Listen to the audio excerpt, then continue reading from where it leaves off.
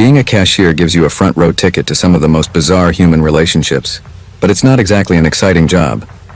Since I've been working at a Walmart supercenter for more than 2 years, I've witnessed everything. Unpleasant customers, shoplifters, and even someone attempting to use monopoly money to pay for their goods. But I still get chills from what happened one calm Wednesday night. I wish I could forget this kind of story. Few clients were coming in that evening, so it was a slow one. The store had that uncanny quiet that comes in the middle of the night, with the exception of the occasional announcement over the intercom and the buzz of the fluorescent lights, and most of the aisles were deserted. I was counting down the minutes till my shift ended at 11 p.m. I reasoned that I could finally clock out and go home after just a few more clients. She entered at that point. Nothing about her seemed out of the ordinary at first. Her dark hair hung like a curtain over her face, and she was a middle-aged woman. She held a big black pocketbook to her chest as if it were the most valuable item in the world, and she wore a faded gray coat that appeared a bit too big for her. As she walked in, she avoided looking at me, and there was something strange about her. Perhaps it was the slow, methodical pace of her movements, as if she were picking each step carefully. Or perhaps it was the way she seemed to drain the warmth from the atmosphere around her. She weaved in and out of the aisles as she strolled through the store, and I observed. She didn't appear to be browsing, but she also didn't seem to have a goal.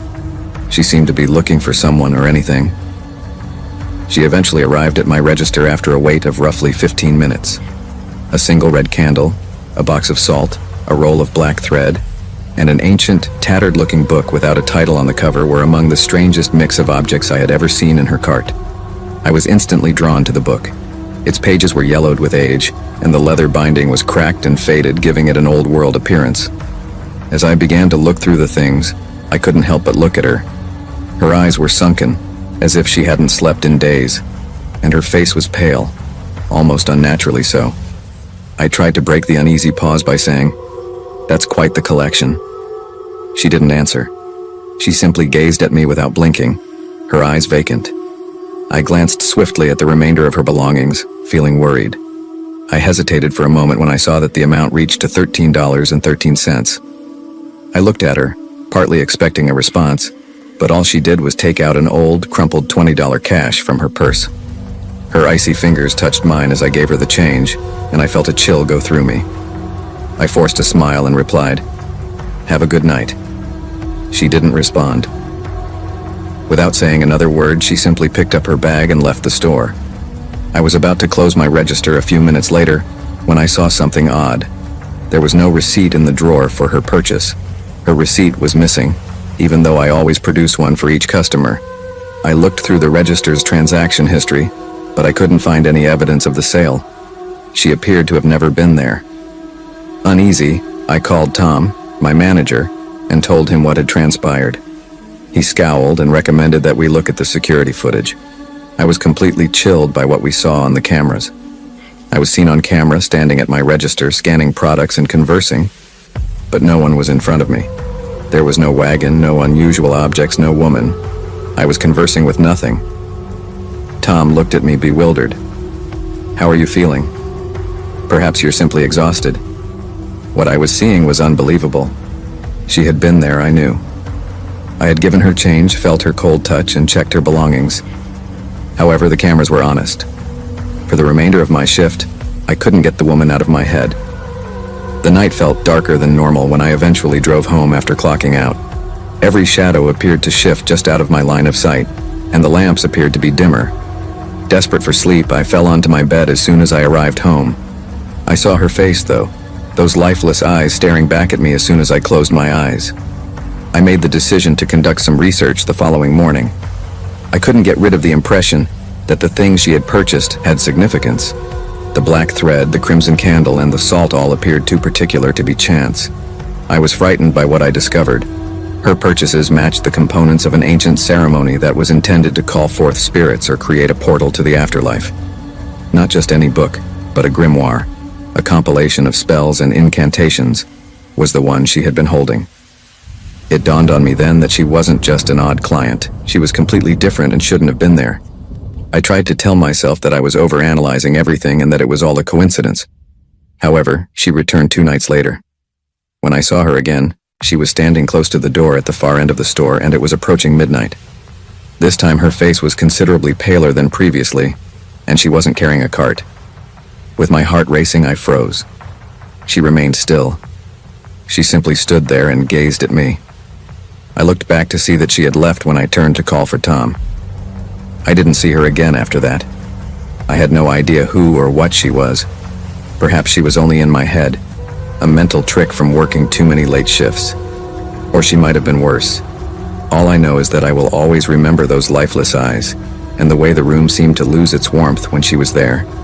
I also swear that I can still feel her observing me at times in the middle of the night when the store is silent and the aisles are deserted.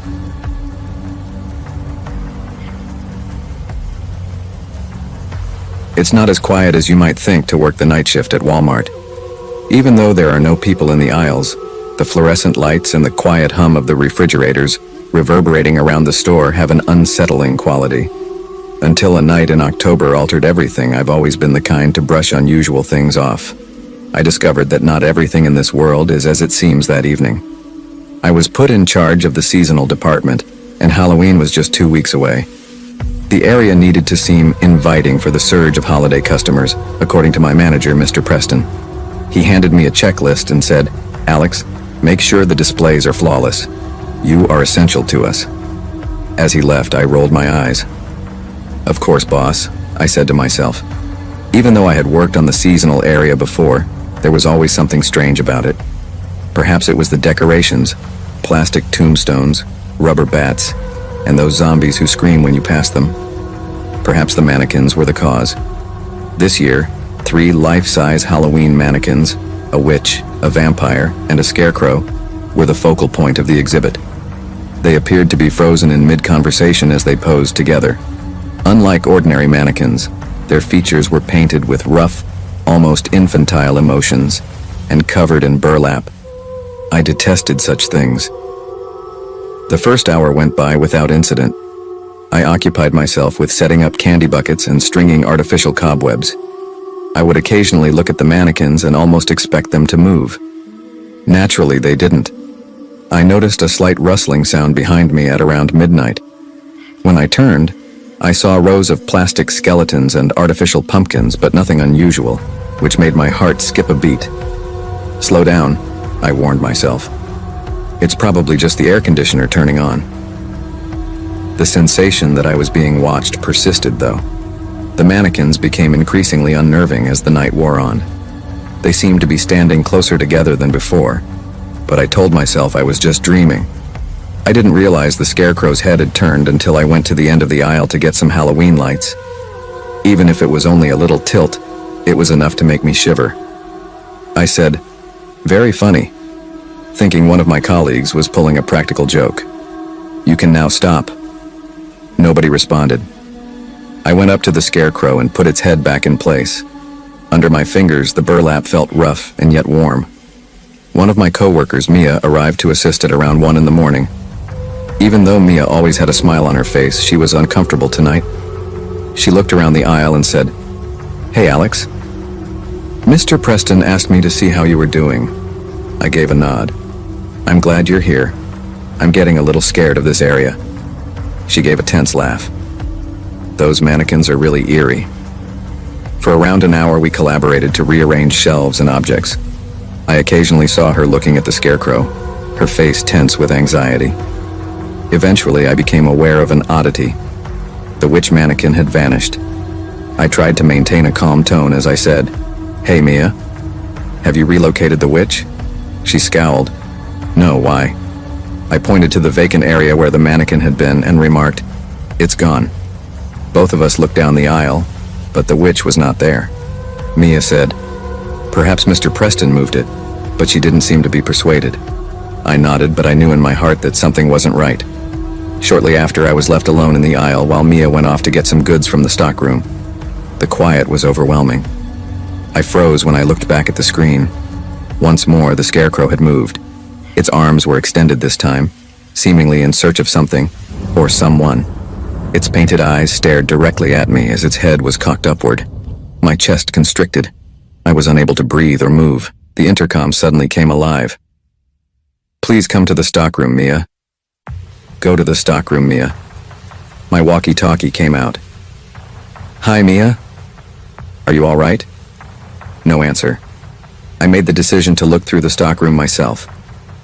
When I passed the electronics section on my way to the back of the store, I noticed it. In the center of the aisle stood the witch mannequin. It had been positioned differently in addition to being moved. Its hands were up, claw-like fingers curled. With my heart thumping in my ears, I slowly retreated. The stockroom was deserted when I got there. Mia was nowhere to be seen. The gentle hum of the overhead lights was the only response I got when I yelled her name. I began to feel more and more dread. There was a terrible problem. In the hopes that Mia had returned, I made the decision to go back to the seasonal section. However, the vampire and scarecrow mannequins were standing next to each other when I got there. Additionally, Mia's name tag was in the scarecrow's extended arms. Panic struck. I reached for my phone and attempted to call Mr. Preston, but the call was unsuccessful. I was so desperate that I rushed to the front of the store with the intention of leaving and calling for assistance. But I froze when I got to the exit.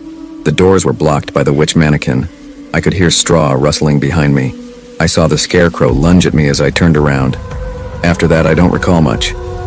It was morning when I awoke and the store was full of customers. Mia was never located. Everyone was questioned by the police, but none had the answers. That day, I gave up. Since then, I haven't returned to Walmart. However, I do occasionally have late-night dreams about those mannequins. Additionally, they are constantly observing me in my dreams.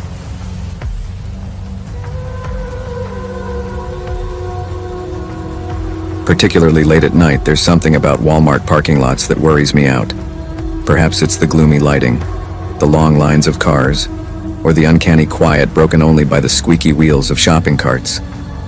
I didn't give it much thought until one evening when my ordinary supermarket run became an unforgettable experience. I have no idea why I'm writing this. Perhaps it serves as a warning to others or a means of processing what happened. One thing is certain, though. I will never again view a parking lot in the same manner. It was one of those cold autumn evenings when the streets are covered in crunchy leaves and the air prickles your skin. I discovered I had nothing in the refrigerator after working a late shift. With a groan, I made the decision to visit the Walmart located a few miles away from my flat. There was a certain calm in the store that made you acutely aware of your surroundings. Milk, bread, eggs, and a frozen pizza were among the necessities I tossed into a basket as I strolled through the aisles. I paid fast and made my way out because I didn't want to stay. The cold hit me more forcefully than I had anticipated as soon as I entered the parking lot. I exhaled in tiny puffs, and the automobiles were covered in lengthy shadows from the streetlights.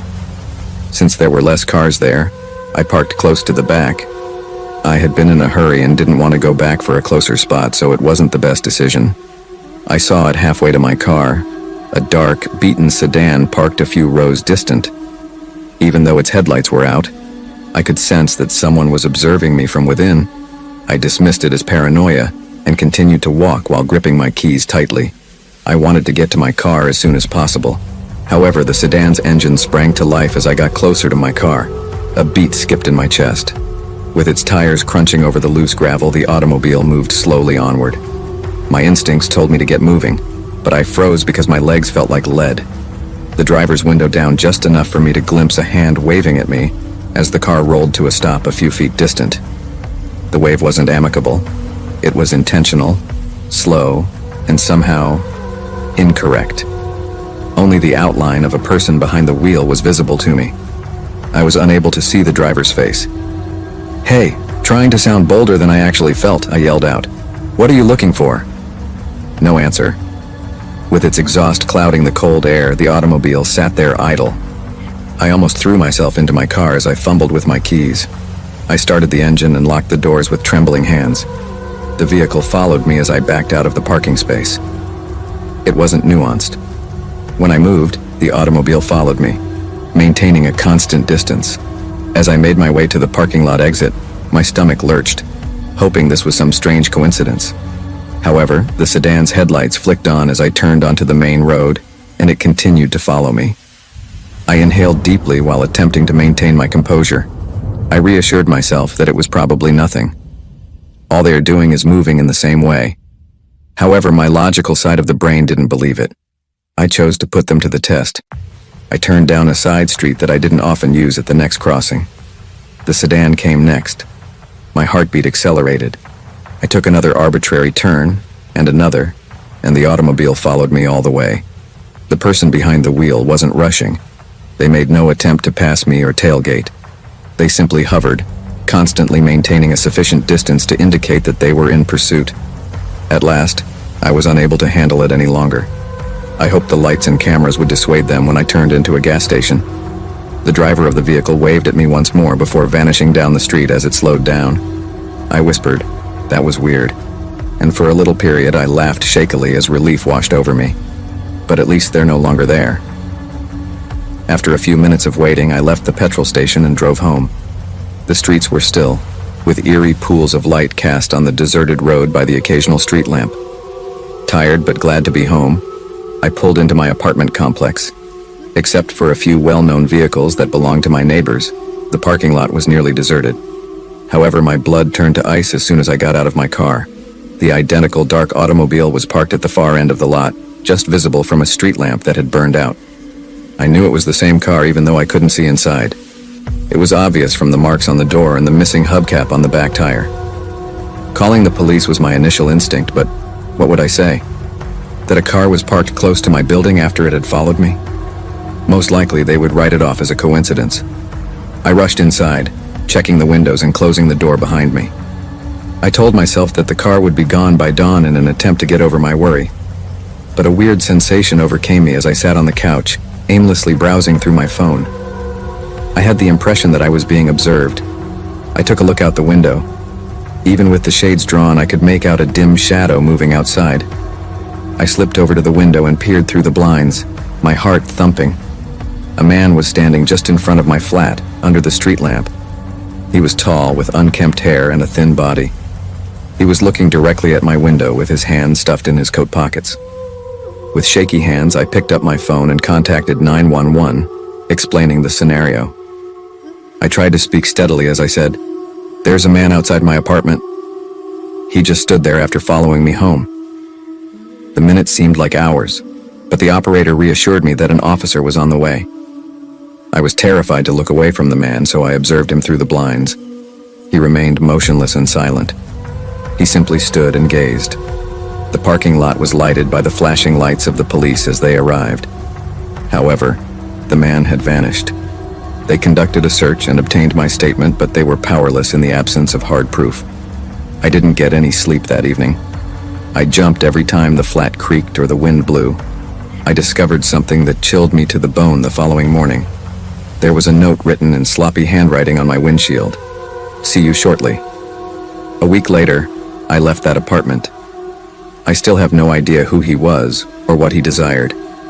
However, I can't help but get a shiver of terror whenever I see a dark car, wondering if he's still out there, observing.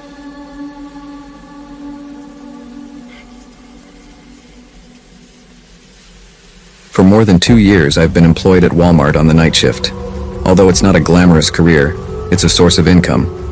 Just me, a few co-workers, and the strange quiet of a huge store after closing make up the majority of my uninteresting nights. However, everything changed one night. Even writing about it makes me shiver, and I still can't describe what happened.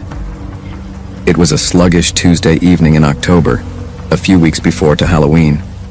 Only the night crew was left after the business had closed. That evening I was in charge of replenishing the home goods section, which was located far away from the break room and front registers. Sandra was in charge of the seasonal area near the back, and Marcus, one of my co-workers, was in charge of electronics. Earlier we made a joke about how quiet, almost too quiet, the night felt. Sandra had chuckled uneasily as she continued, "I swear this store is haunted. After midnight something always seems strange." I dismissed it. I had no belief in ghosts or the paranormal. However, I couldn't help but notice that Walmart had an odd atmosphere at night. The aisles were like unending tunnels, and the fluorescent lights created long shadows. I heard the high-pitched screech of a shopping cart's wheels at around 2 in the morning when I was stacking boxes of towels. Hearing carts at night wasn't out of the ordinary. Occasionally, the cleaning staff would move them while wiping the floors. This sound, however, was distinct. It reverberated like a scream throughout the store and was loud, almost metallic. I stopped and clutched the package in my hands. "Is that you, Marcus?" With a little quiver in my voice, I yelled out. No response. After a moment of waiting, I dismissed it. Perhaps the air conditioning was moving a defective cart, or it was just my imagination. The screeching resumed a few minutes later. It was closer this time. The store was deserted when I left the aisle and turned to look around. The front, next to the registers, appeared to be the source of the sound. Marcus? Sandra? I yelled, raising my voice now. No answer as of yet. I decided to look into it because I was so curious. Like nails on a chalkboard, the shrieking became louder as I approached the store's front. Every stride I took made my heart race and my palms were sweating. I froze when I turned the corner by the registers. A shopping cart was in the center of the aisle. We had thrown it out years ago since it was old and rusted. Despite the fact that no one was touching it, one of its bent wheels was gently rotating. Trying to make sense of what I was seeing, I gazed at the trolley. I became aware of the floor underneath it at that point. The path from the cart along the main aisle was damp and dark. I initially believed it to be water, but as I got closer, I noticed a metallic, unpleasant odor. Blood was involved. I almost tripped over my own feet as I staggered back, my stomach churning. What the devil, under my breath, I whispered. Marcus, Sandra, come on over here. Panic swelling in my chest, I screamed. Footsteps rang out from the rear of the shop and Marcus emerged, his expression irritated. Dude, what's up with you? With trembling palms, I gestured toward the cart and the blood path. Can you see that? Marcus narrowed his eyes, his face changing from annoyance to perplexity. What the devil? The cart gave a loud, deafening shriek before Marcus could continue. When the cart's wheels started to move by themselves, we both leaped back. After rolling slowly at first, it accelerated and made its way directly to the produce area. Is this a joke of some sort? Marcus questioned in a faltering voice. Do I appear to be kidding? I yelled. Behind us, Sandra showed up with a pallid face. What's happening? Why are you all shouting? The cart had now stopped close to the fruit displays, and I gestured to it. When Sandra saw the blood trail, her eyes grew wide.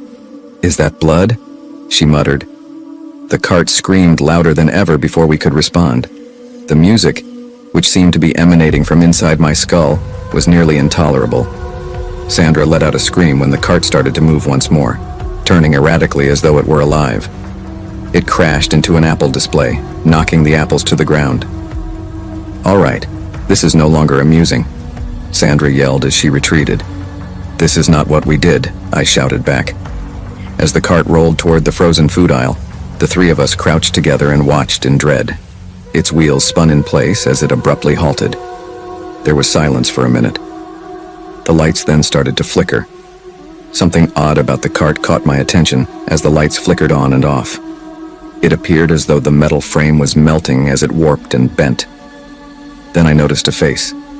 It was there, but it was dim, like a reflection in murky water. Its mouth was twisted into a hideous scream, and pale, empty eyes gazed out from the cart. What on earth is that? Marcus shouted and drew Sandra and me away. With every flicker of the lights, the face appeared to follow us, its expression becoming more contorted.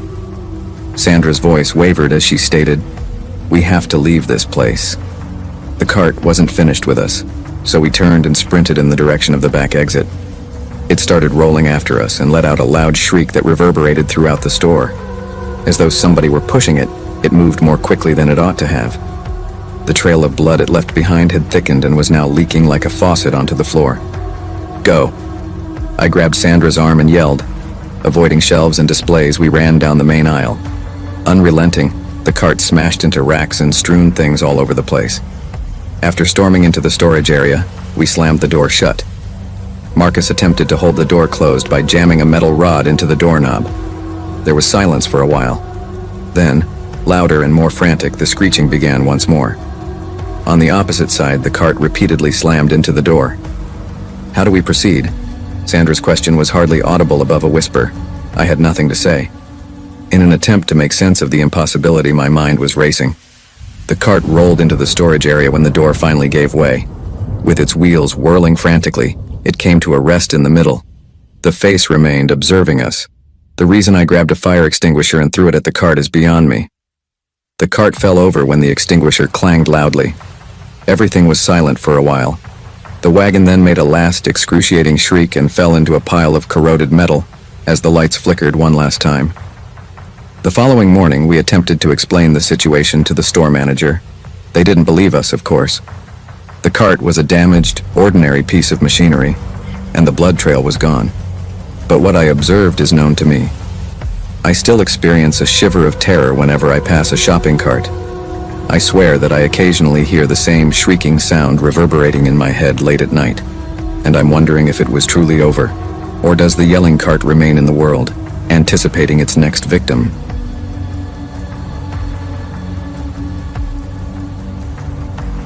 Walmart is an odd place after hours.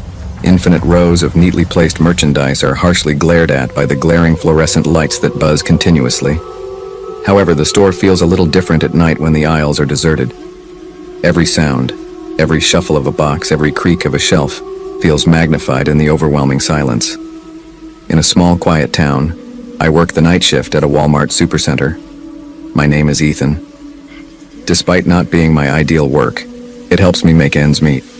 It is my responsibility to stock shelves and clean up after the final customer leaves the store, which closes at 11 p.m. Up until last week, the nights have been routine for the nearly year that I've worked here. I began to notice it at that point.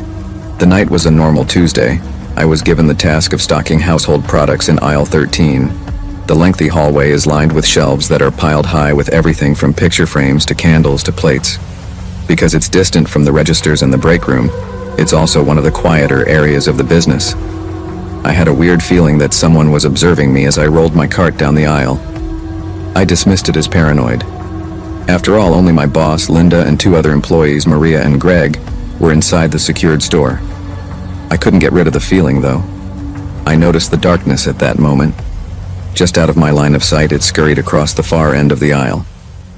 It happened too fast to be human. At first, I assumed Greg was playing a practical joke on me. It wouldn't be his first time pulling a practical joke during a shift. He had a habit of approaching individuals unexpectedly to frighten them. "Very funny, Greg," I yelled, my voice resonating through the deserted shop. No answer. After getting out of my cart, I went to the end of the aisle and looked around the corner. There was nobody in the next aisle. The next one was the same. The only sound in the store was the distant buzz of the lights. I dismissed it and went back to work. However, the sense of being watched intensified as the night wore on. I was put back in aisle 13 the following evening. After what I had gone through the previous evening, I wasn't really excited about it, but I assumed it was all in my head. I heard it, a faint whisper, about 1 hour into my shift. I initially believed that the person speaking in the next aisle was either Maria or Linda. However, upon closer listening, I discovered that the sound was not emanating from my immediate vicinity. It was so faint that it seemed to be coming from above me. I went cold. I was chilled by the incomprehensible whisper, a low, raspy mumbling. My eyes darted between the shelves and the ceiling as I walked down the aisle, my heart pounding. Nothing. "Hey?" I yelled, my voice faltering. No answer. I attempted to persuade myself that it was either the store's strange acoustics or the air conditioning. But I knew in my heart that it wasn't. I felt tense by the third night. I hadn't shared my experience with anyone. Linda would probably tell me to move on, and Greg would just chuckle. The whispers began almost immediately that night. Just 20 minutes into my shift, I heard them once more. Low, guttural, and eerie. I didn't call out this time. In an attempt to concentrate on my work, I snatched up my cart and pushed it to the next aisle. However, the murmurs trailed after me. Then I noticed it. There was a figure standing motionless at the far end of the aisle. It had a shadowed face and long, gangly limbs, and it was towering, unnaturally tall. Its body was so dark that it nearly blended into the weak light at the aisle's border. I was frozen for a second. I had trouble processing what I was witnessing. "Who's there?" I was able to choke out at last. The figure remained still. At least I believe it was staring at me while it stood there. It had a face devoid of features, a blackness that seemed to absorb the light. With my heart racing, I slowly retreated. I blinked, and the figure vanished. I couldn't stop thinking about what I'd witnessed the following day. I thought about giving up, but I had to have the money. I choose to look into it instead. I went to the security office after waiting till my break. As she sipped her coffee, Linda was looking through her phone. "Hi, Linda," I said nonchalantly. "Are the cameras on aisle 13 operational?" She arched an eyebrow. "Why?" I said, attempting to seem casual. "Just curious. The other night I thought I saw something strange." She gave a shrug. "Yes, they are effective. Do you wish to view the video?" I tried not to show my fear by nodding. Linda quickly jumped to my shift after pulling up the tape from the night before. Everything appeared normal at first. I was seen on camera wheeling my cart, roving the aisles and replenishing shelves. Then I noticed it, though. The figure. It briefly appeared in the screen's corner before vanishing once more. "Did you notice that?" I raised my voice and asked. "Look what?" Linda scowled as she spoke. Pointing to the screen, I rewound the video. "That's right there. That dark thing." Linda shook her head and squinted. "Ethan, I don't see anything." I felt sick to my stomach. I made the decision to die that night. I wasn't going to stay to see what it wanted, and whatever was going on in aisle 13 wasn't normal. Like all shifts, this one began with me hyper-aware of every sound and movement flicker. The lights in aisle 13 started to flicker at midnight. I came to a halt, clutching my cart's handle until my knuckles grew white. The murmurs around me were louder now. Then I noticed it.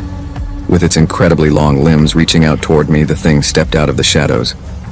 I felt a cold, oppressive presence encompassing me as its face, or lack thereof, was inches from mine.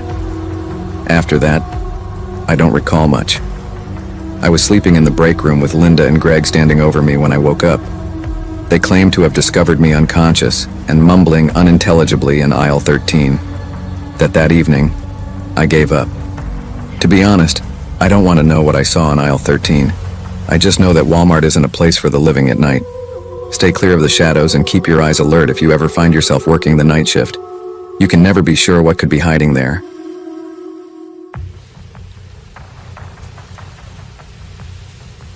My name is Linda, and what happened to me in 2005 is something I can't shake off. I was 7 months pregnant with my first child when it all started. I thought that the excitement of preparing for motherhood would be all about joy and anticipation, but instead it quickly turned into a strange and terrifying experience. It was an afternoon like any other. Tom, my husband, and I had spent the morning getting the baby's room ready. We just finished putting together the crib, and I had made a list of the items we still needed. We decided to head to Walmart to pick up the remaining baby supplies. It should have been just another trip to the store, but something happened that day that I couldn't explain. We parked in the Walmart lot and the sun was high, the air warm, just a perfect day to get everything we needed. I had no idea that it would turn into a nightmare. As I walked through the automatic sliding doors, I felt a sense of anticipation. It was a big day for me. I was about to become a mother, and that meant buying everything for our baby. I felt a little nervous, but it was the normal anxiety that comes with preparing for a baby.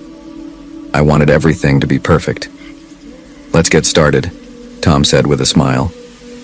He was carrying a cart, pushing it as we strolled down the aisles, picking up diapers, baby wipes, and bottles.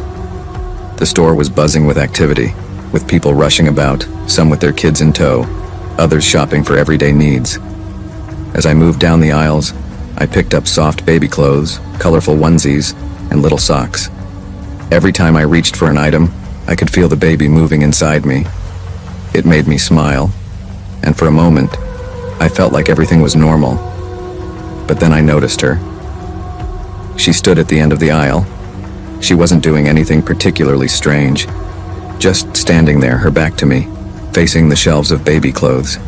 But there was something about her. She was tall, thin, and had very pale skin. Her long, dark hair cascaded down her back, and she wore a long coat, which I found odd given the warm weather. Something about the way she stood there so still made me feel uneasy. I shook it off, telling myself that I was probably just being paranoid. Pregnancy hormones can make anyone feel anxious, I thought. But as I grabbed a set of onesies from the shelf, I felt her gaze on me. I turned my head quickly, and sure enough, she was staring at me. Not just glancing, but watching me with an intense focus that made my heart race. I froze. My eyes met hers, and for a moment, it felt like time stopped. She didn't smile, didn't blink, didn't move a muscle. Her gaze was piercing, like she was studying me. I quickly turned my attention back to the baby clothes, trying to pretend like I hadn't seen her. When I looked again, she was still there, standing in the same spot, staring. My pulse quickened. I felt a strange wave of discomfort wash over me. I continued walking down the aisle, hoping she would leave, hoping that I could escape her stare.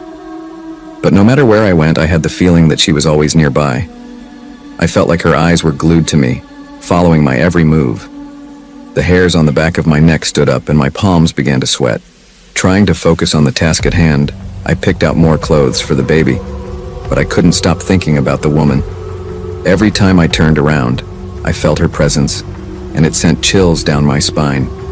I decided to move to a different aisle, hoping the change of scenery would make me feel better. But as I walked, I couldn't shake the feeling that I wasn't alone. I glanced over my shoulder and saw her again, this time standing at the far end of the aisle. My heart raced and I felt my stomach twist into knots. I quickly picked up the pace, not wanting to be anywhere near her. But as I turned into another aisle, there she was again, standing right in front of me. I didn't know what to do. I had to get away from her. Just then she spoke. Her voice was soft, almost too soft to hear over the noise of the store, but it was clear and direct. "Can I help you with something?" she asked. Her words caught me off guard. I didn't know how to respond. I felt trapped. There was something in her voice that made my skin crawl. It wasn't just a polite question, it was a command, like she was expecting me to answer. "No, thank you," I replied, trying to sound calm. My voice shook slightly and I could feel my heart pounding in my chest. I didn't know why I was so scared. She was just a woman, after all. But she didn't move. She didn't walk away. She just stood there, staring at me. Her eyes never left mine and her expression remained blank, almost robotic. I could feel my anxiety building, and I took a step back, my mind racing. What was going on? I quickly turned around and hurried down the next aisle, my breath coming faster now. I wanted to get out of the store, but I didn't want to panic in front of everyone. I kept looking over my shoulder, expecting her to be right behind me. But when I looked again, she was gone. I sighed in relief, but the feeling of dread didn't disappear. I couldn't stop thinking about her. What was her deal? Why did she make me feel so uncomfortable?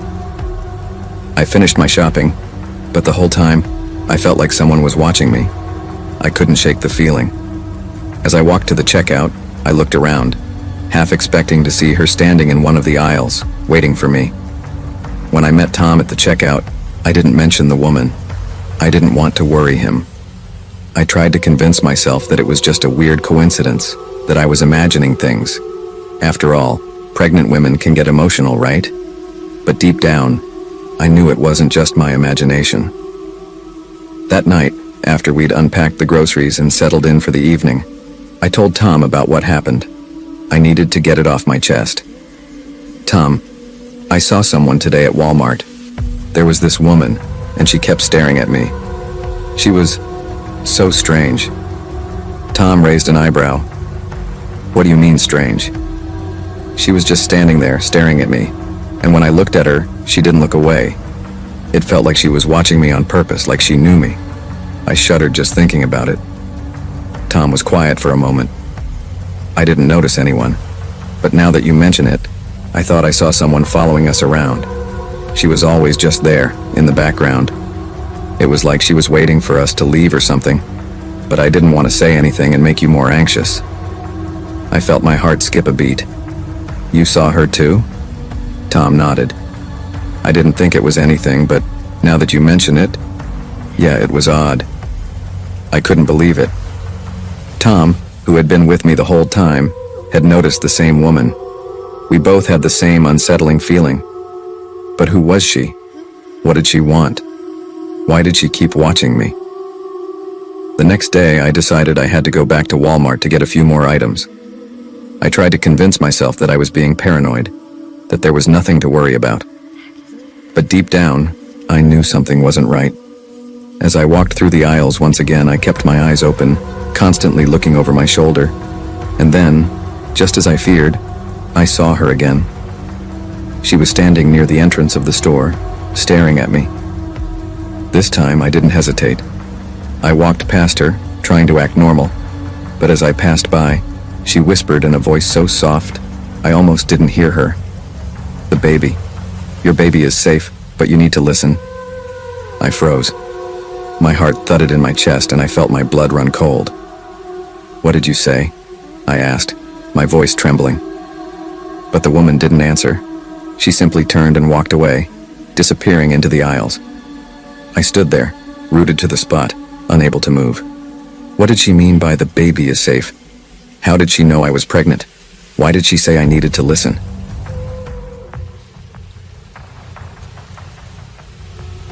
It was a regular Wednesday evening when my friend Sarah and I decided to visit Walmart. We didn't have anything special planned, just a usual trip to pick up some groceries and household items.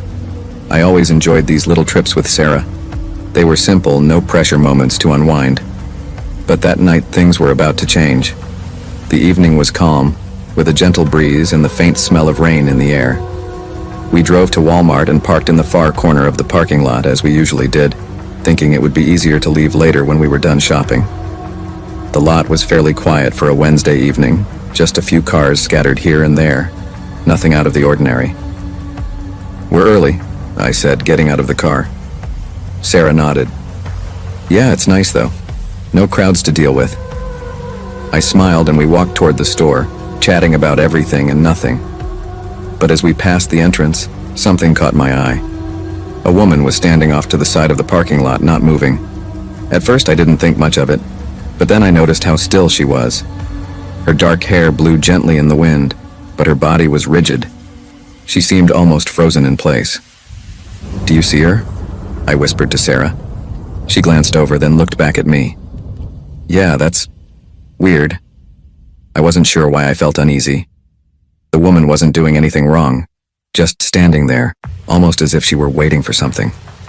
But there was something off about it, something that didn't sit right with me. "Let's just get inside," I said, trying to shake off the feeling.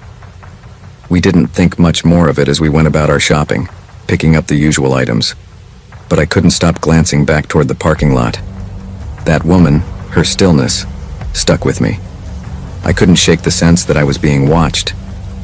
By the time we were ready to leave, it was just after 8 p.m. We headed back to the car, and that's when I saw her again. The woman was still standing in the same spot. It was as if time had stopped for her. I stopped walking, feeling a sudden unease. I wasn't sure what to make of it, but I couldn't ignore the feeling in my gut telling me something wasn't right. "Should we say something to her?" I asked, unsure of what to do. Sarah shrugged. "I don't know. She looks lost, I guess." We hesitated for a moment, but then I took a step forward, thinking it couldn't hurt to check on her. "Are you okay?" I asked gently. She turned to look at me, her eyes wide, almost too wide, as if she'd been staring at something for too long. She didn't speak right away. Then, in a voice barely above a whisper, she said, "You shouldn't be here. This parking lot, it's not what you think." I was taken aback. "What do you mean?" Her eyes never left mine. "You're being watched. It's not safe here."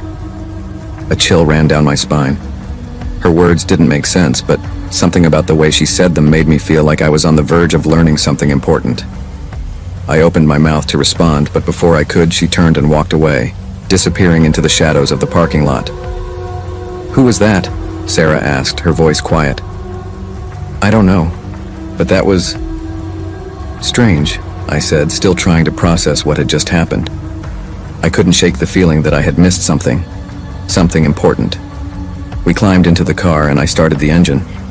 But just as we were about to leave, I glanced in the rearview mirror. My heart skipped a beat. There she was, standing near the entrance, barely visible in the dim light.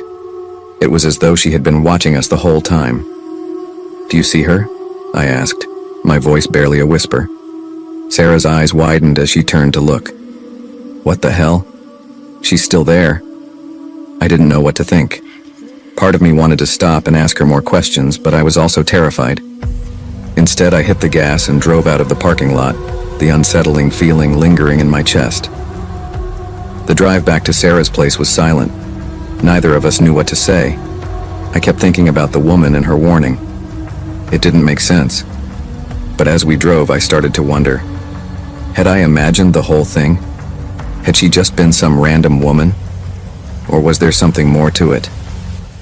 When I got home that night, I tried to brush it off. But as I lay in bed, her words kept echoing in my mind. You're being watched. My heart pounded every time I thought about it. The next day, I couldn't stop thinking about the woman. I did some research online, hoping to find something, anything, that would explain what had happened. I didn't know exactly what I was looking for, but I needed to make sense of the strange encounter. That's when I found it. A local news article from years ago caught my eye. It was about a woman who had died in a car accident in the Walmart parking lot. The article didn't have many details, but it mentioned that her death had been ruled an accident. However, there were rumors of something darker, something paranormal that had haunted the area ever since. I couldn't believe what I was reading. Could this be why the woman had warned me? Was it possible that she was connected to the past? Maybe she was trying to protect me, or maybe she was part of the tragedy that had occurred there. The more I thought about it, the more the pieces seemed to fit. I decided to go back to Walmart. This time, I wasn't just going to shop, I was going to find answers. That afternoon, I drove alone. Sarah didn't want to come. She was still freaked out from the night before, and honestly, I didn't blame her. But I had to know the truth.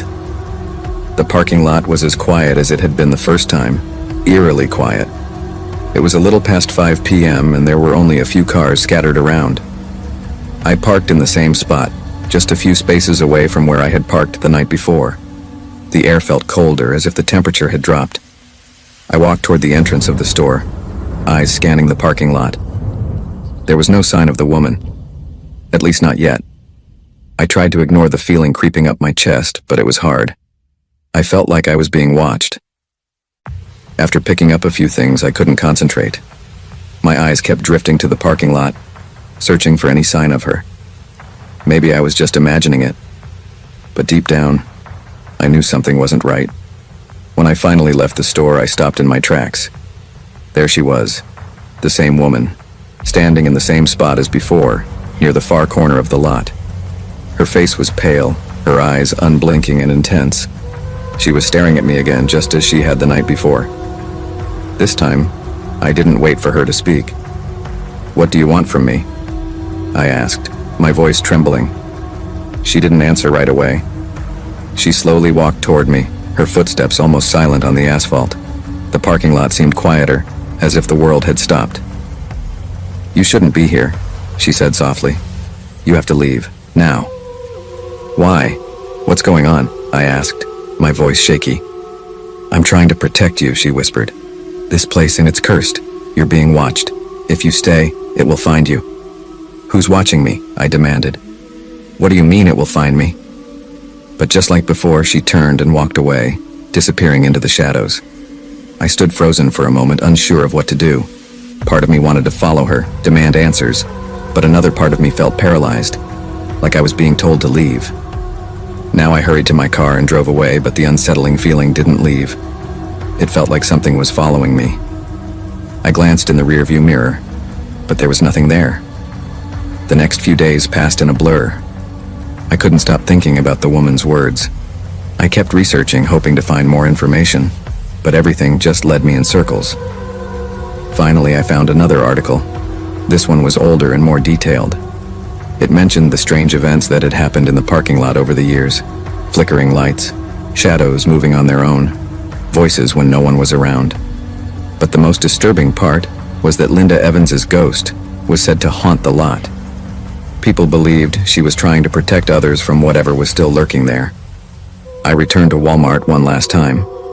This time, I was determined to uncover the truth. I parked in the same spot, my heart racing.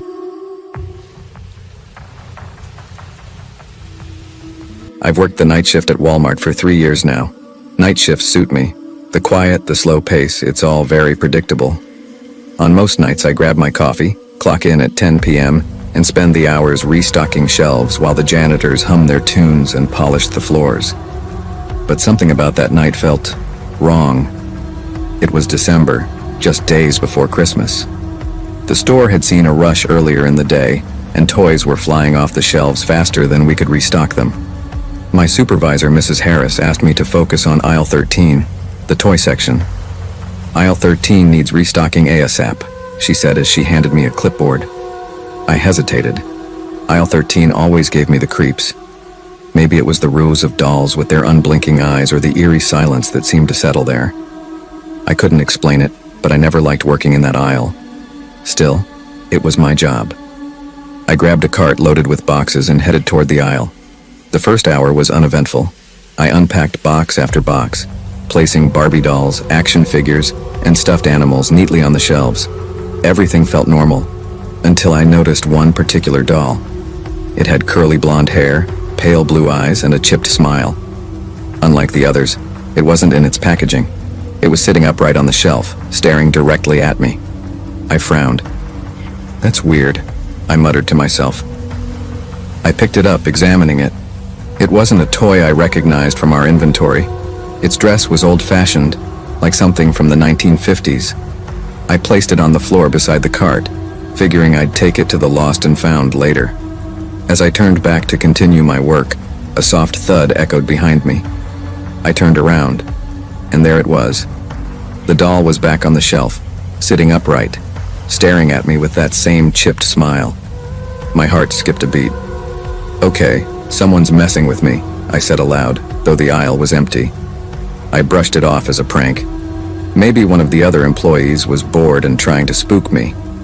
But as the night went on, things got stranger. Every time I turned away, the doll seemed to move.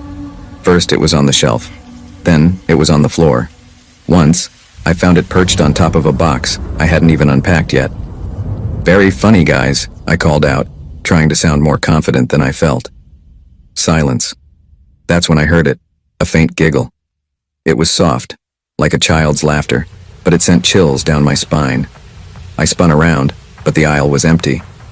The doll was now sitting at the end of the aisle, its head tilted slightly to one side. I grabbed my radio. "Hey, Mrs. Harris, is anyone else on the floor right now?" Her voice crackled through the static. "Nope, just you and the janitor." "Why?" I didn't answer. My hands were shaking as I shoved the doll into a box and pushed it aside. "Stay there," I muttered, as if talking to it would make a difference. By midnight, I was ready to call it quits. I'd finished unpacking most of the toys, but the eerie feeling wouldn't go away. I decided to head to the break room for some coffee. As I stepped away, I froze. On the floor, right where I'd left the doll, were words scrawled in red crayon, "Play with me." My breath hitched. I looked around, but no one was there. The aisle was empty except for the doll, which was now sitting upright in the middle of the writing. I backed away, nearly tripping over my own feet. This couldn't be real. It had to be a prank. Maybe someone was messing with me, but how? I grabbed my radio again. "Mrs. Harris, can you check the security cameras in aisle 13? There was a pause. "Cameras in aisle 13 aren't working tonight. Something's wrong with the feed." "Why, what's going on?" I didn't know how to answer. "Nothing, just thought I saw something."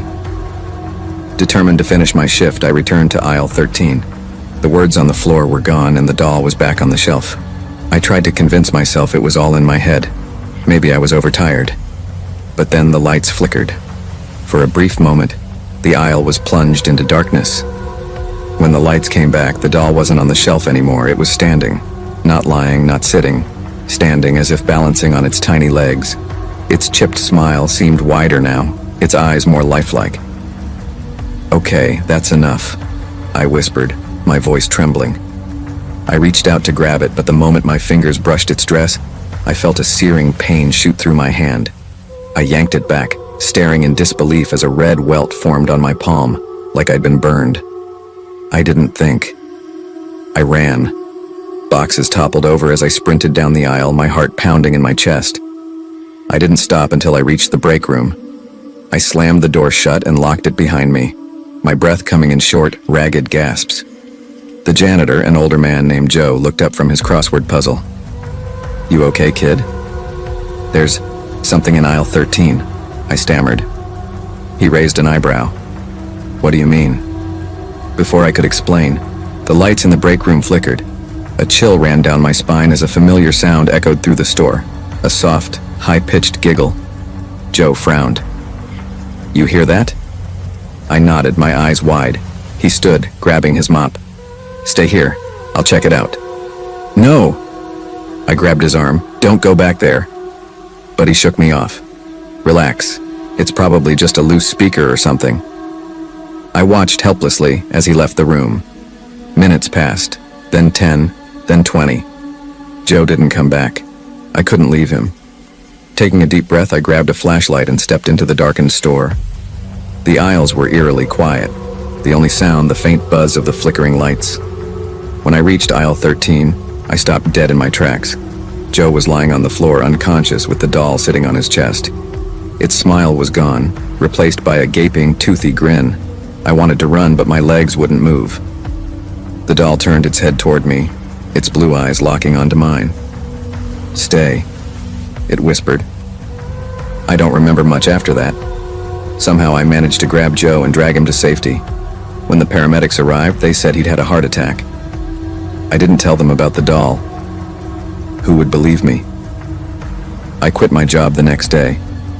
Sometimes I wonder if it was all just a bad dream, a hallucination brought on by stress and exhaustion. But then I remember the welt on my hand, the giggle that still haunts my nightmares, and the doll's lifeless eyes watching me as I walked out of the store for the last time. And I know it was real.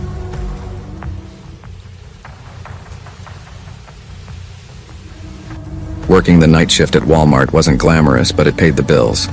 I'd been on the job for nearly 6 months, and by now, the routine had become second nature. The late night hours were quiet, almost too quiet sometimes. There were no crowds, just the occasional night owl or emergency shopper. I enjoyed the peace, though. Fewer people, less chaos. It was a cold November night, and I was in charge of monitoring the self-checkout stations. The parking lot outside was almost empty, save for a few cars scattered here and there.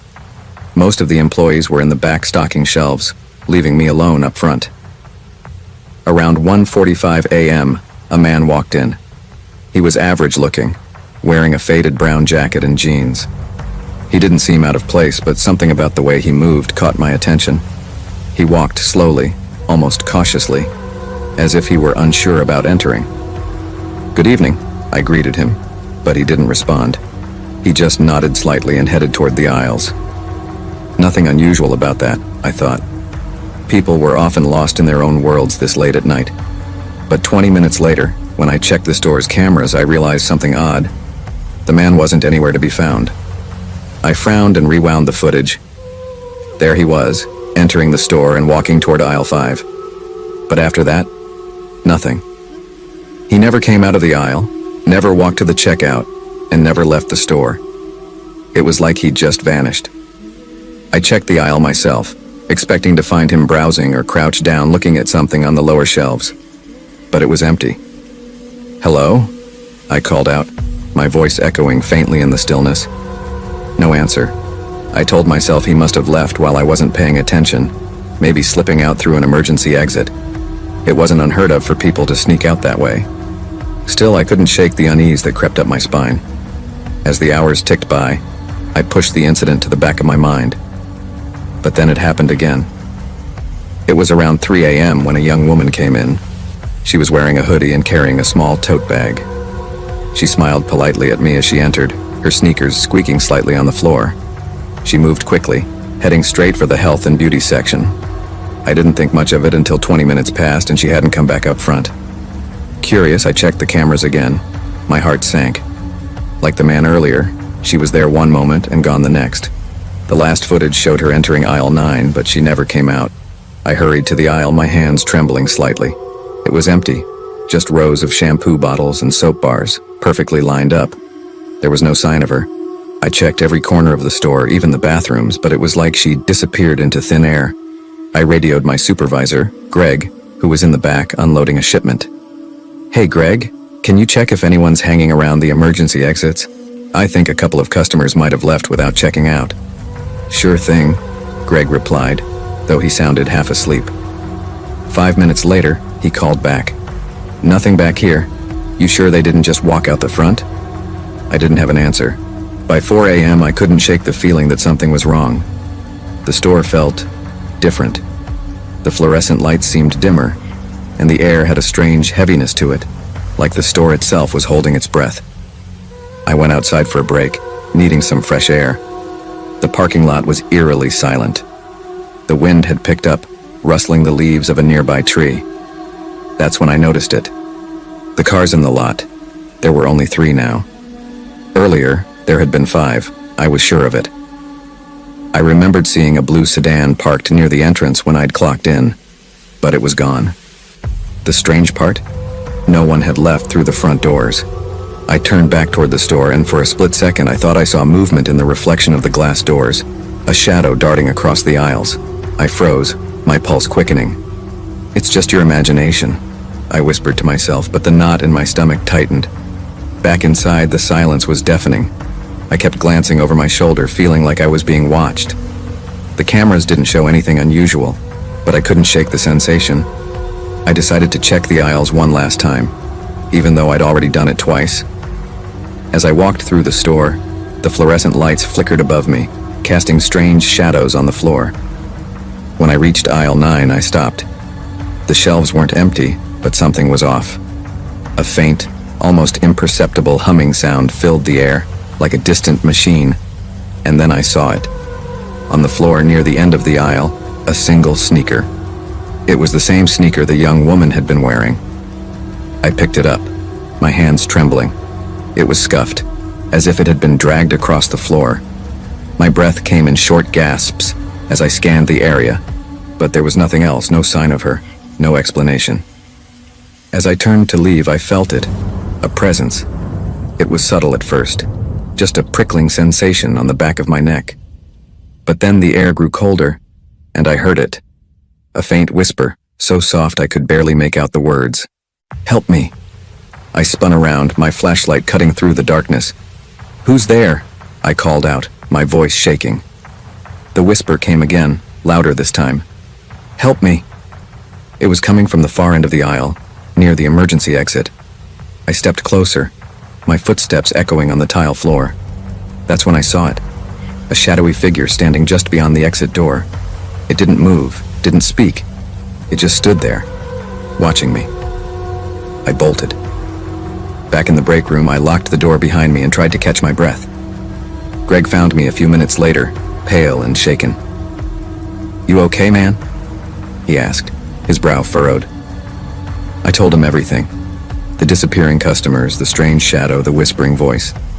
To my surprise, he didn't look skeptical. Instead, he sighed heavily and said, "You're not the first to see it." My blood ran cold. Greg explained that for years there had been rumors about strange occurrences during the night shift. Customers vanishing, eerie shadows, and unexplained voices. The management never acknowledged it, but everyone who worked nights knew something was wrong with the store. "They say it's the land," Greg said quietly. "This place was built on an old burial site. No one talks about it, but..." He trailed off, his face pale. I wanted to quit right then and there, but my shift wasn't over. Against my better judgment, I went back to the floor, determined to finish my work. As I walked past aisle 9, I saw something that made my heart stop. A trail of footprints leading from the aisle to the emergency exit. The exit door was slightly ajar. Taking a deep breath, I followed the trail. The air grew colder with each step, and the whispering grew louder. "Help me, please." When I reached the door, I hesitated.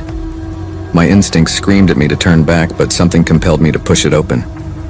Outside, the parking lot was empty, save for one car, a rusted blue sedan parked near the edge of the lot. The whispers stopped. I approached the car slowly, my flashlight shaking in my hand. Inside, the seats were covered in dust, and a faint smell of decay filled the air. On the dashboard was a crumpled receipt from Walmart, dated 3 years ago.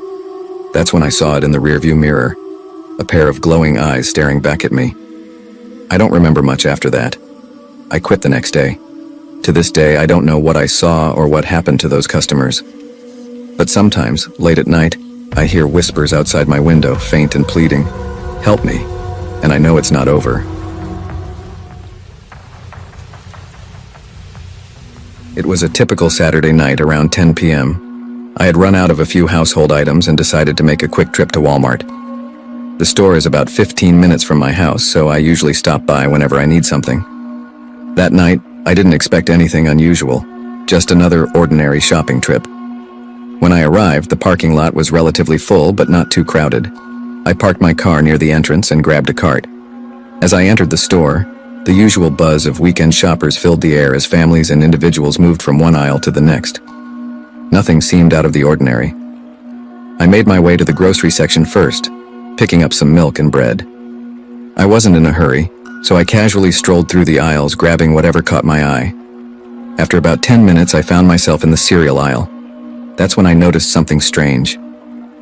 At the far end of the aisle stood a woman. She was dressed in a faded black hoodie with the hood pulled up, covering most of her face.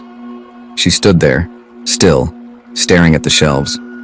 Something about her posture felt off, like she wasn't really looking at the products, but just standing there watching. I brushed off the feeling, thinking she might just be taking her time to choose something. I continued down the aisle, moving toward her to grab a box of cereal. As I got closer, I noticed she wasn't looking at the shelves at all. She was standing there motionless, her head slightly turned toward me. Her face was hidden in the shadows of the hood, but I could feel her eyes on me. I stopped for a moment, unsure of what to do. Was she just being odd, or was there something else? A feeling of unease crept up my spine, and I quickly grabbed the cereal box, avoiding eye contact. As I turned to leave the aisle, I glanced back to see if she had moved. She hadn't.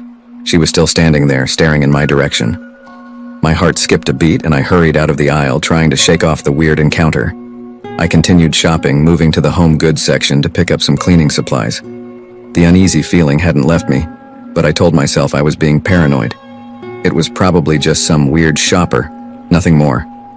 After grabbing the cleaning items, I headed to the back of the store where the electronics section was. I wanted to check out some headphones. As I browsed through the different brands, I caught a glimpse of someone standing at the end of the aisle. It was the woman in the black hoodie. She was still standing there, completely still, her head slightly tilted toward me. The same strange, unsettling feeling washed over me. I pretended not to notice her, trying to focus on the headphones in front of me, but my mind kept drifting back to her presence. I moved quickly, grabbing the first pair of headphones I saw and heading toward the checkout lanes. My stomach churned with anxiety as I walked faster. I kept telling myself she wasn't following me. There were plenty of people in the store, after all. It wasn't like I was alone. But as I made my way to the front of the store, I looked over my shoulder. There she was again, standing at the edge of the aisle near the cash registers. I froze for a second, trying to figure out if this was some sort of prank, but no one else seemed to notice her. She was just there. The hairs on the back of my neck stood up, and I quickly moved to the self-checkout section. My hands were shaking as I scanned my items, constantly glancing around to see if she had followed me, but she wasn't there anymore. The space behind me was clear, and the woman in the hoodie was nowhere to be seen. I felt a wave of relief as I finished scanning my items. Maybe she had left, or maybe it was just a strange coincidence. I paid for my things, grabbed my bags, and made my way toward the exit. As I pushed the cart out of the store and into the parking lot, I scanned the rows of cars. The moon was beginning to rise, casting long shadows across the pavement. My car was parked near the back, where it was a bit quieter. I walked briskly, eager to get home and put this unsettling experience behind me. But just as I approached my car, I saw her again. The woman in the black hoodie was standing beside my car, her back turned to me. My breath caught in my throat as I stopped in my tracks. How did she know which car was mine? Was she waiting for me? My mind raced with questions as I stood there, frozen. For a moment, I considered turning around and going back into the store to ask for help. But something about the way she was standing made me think she wasn't just another shopper. There was something more sinister about her presence. I took a deep breath and decided to approach. As I moved closer, she didn't budge. She just stood there, still as a statue. I gripped my car keys tightly, ready to unlock the door and jump in if she made any sudden movements. When I got within a few feet of her, she slowly turned to face me.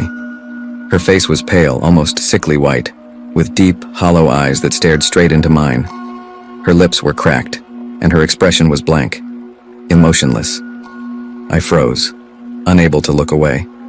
For what felt like an eternity, we stood there, locked in a silent stare. My heart pounded in my chest, and I could feel the blood rushing to my ears. I didn't know what to do.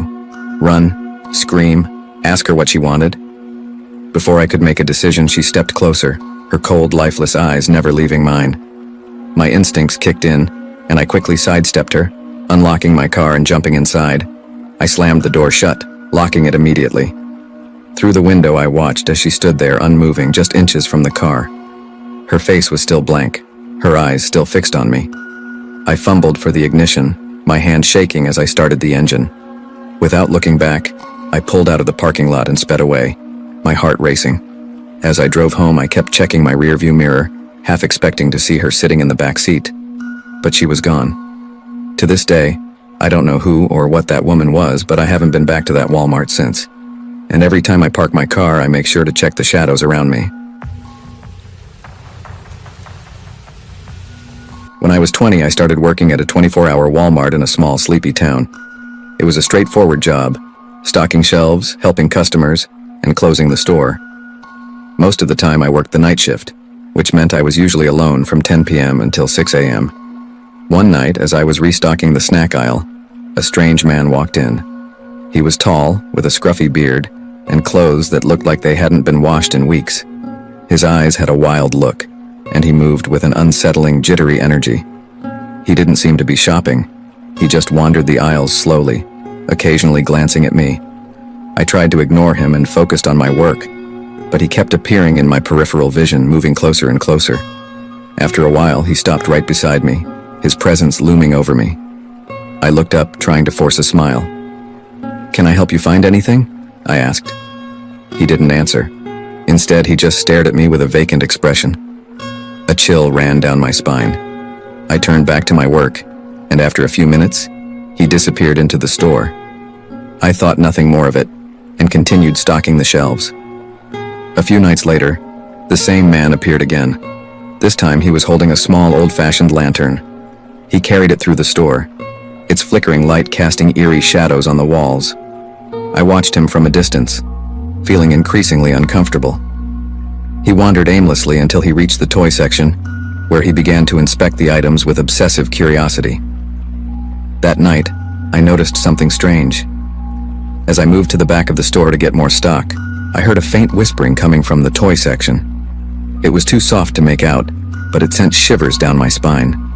I quickened my pace and hurried back to the front, trying to focus on my tasks, but the feeling of being watched never left me.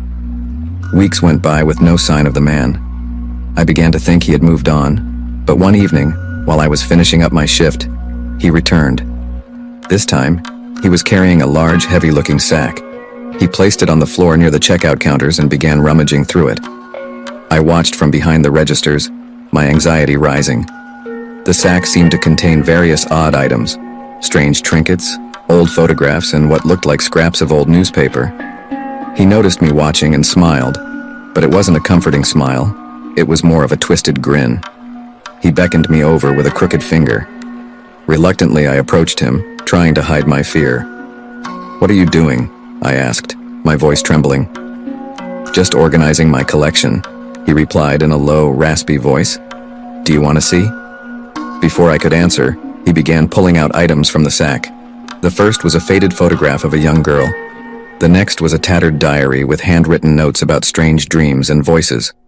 As he continued, I noticed a disturbing pattern. Each item seemed connected to someone who had disappeared from the town over the years. My heart raced. "I need to call the manager," I said, backing away. "No need for that," he said, his grin widening. "I'm just sharing my stories with you." He continued to pull out items, each one more disturbing than the last. At the bottom of the sack was an old rusty key. He held it up, letting it dangle between his fingers. "This is special," he said. "It opens a door to a place you'd never believe." His words sent a jolt of fear through me. I backed away, my hands shaking. "Please leave," I said firmly. "I'm calling the police." He looked disappointed but slowly gathered his things and left, taking his sack with him. I immediately called my manager and reported the incident. He seemed concerned but didn't take it too seriously, assuring me that the man was probably harmless and promising to keep an eye out. The next night, as I was restocking the shelves, I noticed that the store seemed eerily quiet. It was almost as if the usual hum of the air conditioning and the faint sounds of the outside world had disappeared. I tried to focus on my work, but my nerves were on edge. Suddenly, I heard a loud bang coming from the back storage room. My heart leaped into my throat. I grabbed a flashlight and went to investigate. The storage room was empty, but the door was slightly ajar. I pushed it open and saw that the room had been ransacked. Boxes were scattered everywhere, and the sack from the night before lay in the middle of the room. I picked up the sack cautiously and opened it. Inside, instead of the strange items from before, there was a new item, a hand-drawn map of the store. The map had strange symbols and markings all over it, indicating different sections of the store and a large X in the middle of the employees' break room. A surge of panic washed over me. Taking a deep breath, I decided to check the break room. When I entered, the room looked completely normal, except for a small, locked door that I had never noticed before. The key from the sack fit perfectly into the lock. With trembling hands, I turned it and the door creaked open, revealing a dark, narrow staircase leading down into the depths of the store. The air was thick with dust and a faint, musty smell. I shone my flashlight down the stairs, but the darkness swallowed the light almost immediately. Without thinking, I turned and ran back to the front of the store, my heart pounding. I called the police once more, reporting the entire situation and emphasizing the locked door and the mysterious staircase. The police arrived and searched the area but found nothing unusual. They dismissed it as a prank and advised me to take precautions. Feeling defeated and scared, I decided to quit my job a few days later. I couldn't shake the feeling of unease, and the thought of the mysterious staircase haunted me. I moved to a different town, hoping to leave the nightmare behind. But sometimes, late at night, I still think about that dark staircase and wonder what secrets it holds.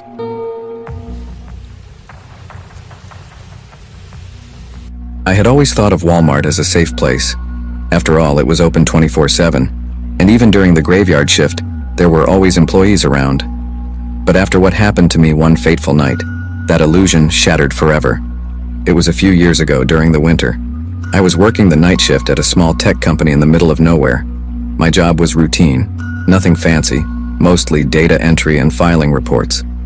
The pay wasn't great, but it was steady. I had finished my tasks early that night, so I figured I'd head out to Walmart to grab some groceries and maybe a few Christmas presents. It was close to 3 a.m. when I pulled into the parking lot. The air was crisp and cold, and frost covered the windshields of the few cars parked outside. I tightened my jacket and hurried inside. The store was mostly empty, as you'd expect at that hour. A couple of late-night shoppers browsed the aisles, and a single cashier stood at her register, scrolling through her phone. I grabbed a cart and made my way to the grocery section, figuring I'd get some basics first before heading to the electronics aisle to pick up a gift for my nephew. As I wandered down the frozen foods aisle, I noticed something strange. A man, tall and gaunt, was standing at the end of the aisle, staring directly at me. His face was pale, almost sickly, and his eyes were dark, sunken pits. He was dressed in a thick winter coat, much too heavy for the mild weather outside. I felt a shiver run down my spine, but I quickly brushed it off. People come in all shapes and sizes after all. Maybe he was just cold-natured. I continued shopping, trying to ignore the uneasy feeling creeping up my neck. But every time I glanced over my shoulder, I saw him. He wasn't always in the same place, but he was never far. Sometimes he stood at the end of an aisle, sometimes near the shelves, but he always seemed to be watching me, his dark eyes never leaving my figure. I decided to speed up my shopping, suddenly feeling the urge to leave as soon as possible. I made my way to the electronics section and grabbed a game console for my nephew. As I turned to head back to the front of the store, I saw two more men, both dressed similarly in heavy winter coats, standing near the toy section. They too were watching me. My heart started to race. Something was definitely wrong. The way they stood, their pale faces and hollow eyes, their eerie stillness, it all felt unnatural. I pushed my cart toward the checkout, my eyes darting between the three men, hoping they wouldn't follow. But as I passed them, I saw all three slowly begin to move, trailing me from a distance. I reached the front of the store and quickly unloaded my cart onto the conveyor belt. The cashier, a young woman in her early 20s, barely looked up from her phone as she scanned my items. I wanted to say something, ask for help, but I couldn't bring myself to do it. I didn't want to sound paranoid, and besides, what could she do? They hadn't done anything yet. "Is everything okay?" the cashier finally asked, glancing up as she bagged my groceries. I forced a smile. Yeah, just in a hurry. I paid for my things and quickly grabbed my bags. The men were still there, lingering by the entrance, their eyes locked on me. I hesitated for a moment, wondering if I should ask the cashier to call security, but I didn't want to cause a scene. I took a deep breath and headed for the exit. As soon as I stepped outside, the cold air hit me like a slap. The parking lot was eerily quiet, the streetlights casting long, distorted shadows on the ground. My car was parked near the far end of the lot, away from the other vehicles. I quickened my pace, my heart pounding in my chest. Every few seconds, I glanced over my shoulder, and sure enough, the men were following me, their movements slow but deliberate. I reached my car and fumbled for my keys, my hands shaking with fear. I could hear footsteps behind me, getting closer. Panic surged through me as I finally unlocked the door and threw my bags into the back seat. Just as I was about to climb in, I felt a hand grabbing my shoulder. I spun around, my heart leaping into my throat. It was one of the men, his face inches from mine. His breath was cold, his eyes dark and empty, like the void itself. He smiled, a slow, sinister smile that sent a wave of terror through me. "Leaving so soon?" he asked, his voice low and raspy. I didn't respond. Instead, I yanked my arm free and scrambled into the driver's seat, slamming the door shut and locking it just as the other two men reached my car. They surrounded the vehicle, their pale faces pressed against the windows, their breath fogging the glass. I started the engine, my hands shaking so badly I could barely grip the steering wheel. The men didn't move. They just stood there, watching me, their eyes cold and unblinking. With a screech of tires, I backed out of the parking spot and sped out of the lot, my heart racing. As I glanced in the rearview mirror, I saw them standing in the middle of the parking lot, watching me disappear into the night. For the next few miles, I couldn't shake the feeling that I was being followed. I kept checking my mirrors, half expecting to see their faces again, but the road behind me remained empty. Still, the fear lingered. I couldn't shake the image of those men, their cold, dark eyes staring into my soul. When I finally reached home, I parked my car in the driveway and sat there for a moment, trying to calm my racing heart. My hands were still trembling as I reached for my phone to call the police. But before I could dial, my phone buzzed. A text message appeared on the screen from an unknown number. "You can't run forever." My blood ran cold. I looked around, but the street was empty. There was no sign of anyone, no footsteps, no shadows. But somehow I knew they were watching. Somehow they knew where I lived. That night I barely slept. Every noise, every creak of the house made me jump. I kept the lights on, the doors locked, but it didn't help. The feeling of being watched never left. For weeks I lived in constant fear, always looking over my shoulder, always expecting to see those men again, but they never appeared. It was as if they had vanished, leaving only the memory of that terrifying night to haunt me. Months later, I was watching the news when a report caught my attention. The police had arrested a group of men suspected of stalking and harassing women in the area. They showed their photos on the screen, and my heart stopped. It was them, the three men from Walmart. The police said they had been living in an abandoned house on the outskirts of town, watching their victims, waiting for the right moment to strike. But what disturbed me the most was the revelation that they hadn't been alone. There were others, men just like them, still out there, watching, waiting. Even now, years later, I can't shake the feeling that they're still watching. Every time I step outside at night, every time I walk through a parking lot, I can feel their eyes on me. Because once they've chosen you, once they've marked you, they never truly leave. And no matter how far you run, no matter where you hide, they will always find you.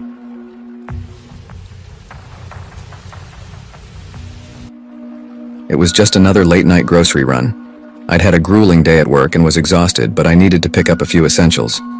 Walmart was my only option at that hour, and as usual, it was eerily quiet, with only the soft buzz of the fluorescent lights filling the silence. The store was almost empty, save for a few scattered shoppers and the occasional employee restocking shelves. I wandered through the aisles, picking up the items I needed, when I noticed something odd. At the end of the electronics aisle, I saw a woman standing alone. She was dressed in a long, dark coat and a wide-brimmed hat that obscured most of her face. At first glance, she seemed out of place, but I didn't think much of it and continued browsing. As I reached the next aisle, I saw her again, standing at the far end, still motionless. Her presence was unsettling, but I tried to ignore it and focused on my shopping. I picked up a few more items and moved to the grocery section. To my surprise, she was there again, standing near the cereal boxes, staring at nothing in particular. Her stillness and the way she seemed to appear in every aisle made me feel uneasy. I tried to shake off the discomfort by telling myself it was just a coincidence, but the feeling of being watched grew stronger with each passing moment. I decided to head to the checkout to get out of the store as quickly as possible. As I walked toward the front, I noticed her once more, this time by the snack aisle, still in the same position, her face hidden under the brim of her hat. The checkout line was unusually slow, and as I waited, I glanced around the store, half expecting to see her lurking in the background. To my relief, she was nowhere in sight. Maybe she had left. I let out a sigh of relief and focused on the cashier, trying to ignore the creeping feeling of dread that still lingered. Just as I was about to pay, the lights flickered momentarily, casting eerie shadows across the store. I glanced up and saw her, standing behind me in the line, still as a statue, her face concealed by the hat. My heart skipped a beat and I turned quickly to the cashier, handing over my money with shaking hands. I glanced back to see if she was still there, and sure enough, she was, standing only a few feet away. I hurried to grab my bags and left the store as quickly as I could, not daring to look back. The cool night air hit my face as I reached my car and locked the doors immediately, my heart pounding. As I drove home, I kept checking my rearview mirror, convinced that she was following me. Each time I glanced back, I expected to see her dark figure in the distance, but there was nothing.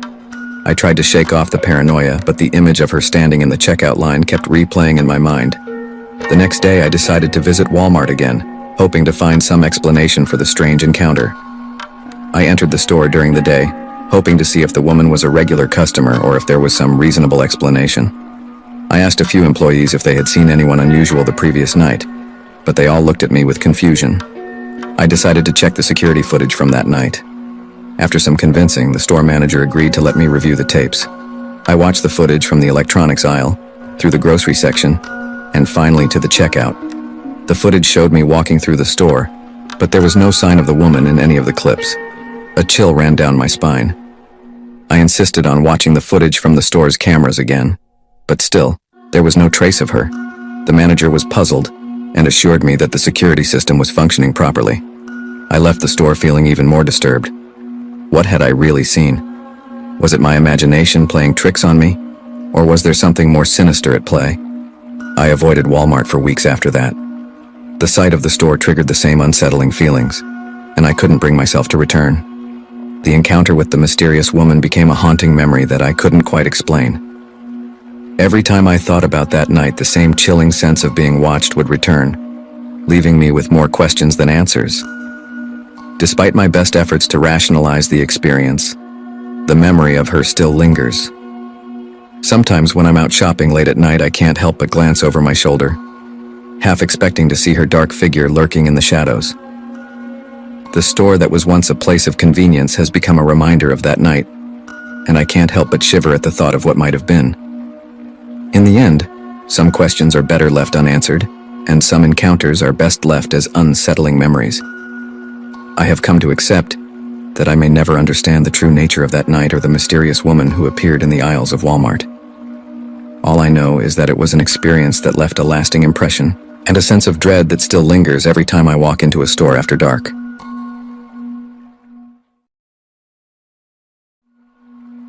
It was a typical Wednesday night, and I found myself heading to Walmart again. Living in a small town where the main attraction was this 24/7 store, Walmart often became a last-minute stop for things I'd forgotten during the day. My husband Jake was working the night shift at the factory, leaving me to handle our 2-year-old son alone.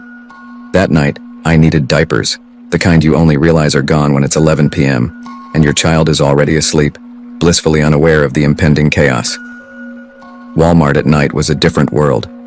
During the day, it buzzed with shoppers, families, and the elderly. But as the clock approached midnight, the atmosphere changed. The fluorescent lights felt harsher, casting long shadows in empty aisles, and the once busy store seemed eerily quiet, save for the occasional sound of shopping carts creaking or muffled conversations near the self-checkout. The only people left were those with nowhere else to be, the night wanderers and the occasional late-night stalker. As I parked my car and stepped inside, A gust of cool air hit my face. I nodded at the bored-looking greeter and grabbed a cart, my mind set on getting diapers and heading straight home. But a nagging thought about grabbing a snack crossed my mind. Maybe just a quick stop in the snack aisle.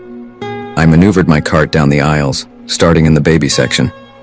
As I scanned the shelves for diapers, I heard footsteps approaching behind me. Instinctively, I glanced over my shoulder. A man, maybe in his late 40s, was walking toward me. He wasn't doing anything particularly strange, but something about his appearance unsettled me.